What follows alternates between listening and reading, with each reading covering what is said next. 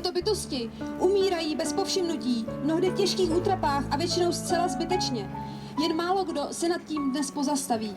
Přitom každý ztracený život je pro nás tragédií, pokud jde o člověka nebo pár druhů zvířat, které jsme si vybrali jako své zvířata, jsme odsoudili mimo svůj okruh soucitu.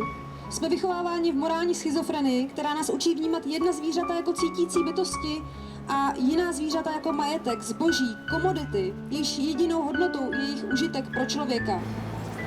Milujeme psy a kočky jako členy své rodiny, ale nad osudy prasat a kuřat se vůbec nepozastavujeme.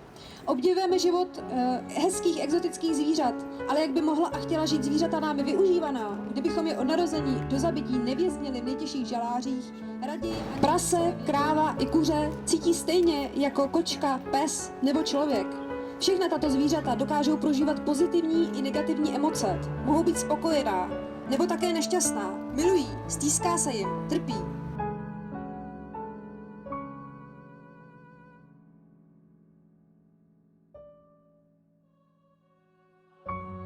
A právě kvůli tomu tu dneska jsme, abychom uctili památku všech těchto tvorů, kteří takto trpěli a trpí, kteří byli a i v tuto chvíli jsou zabíjeni.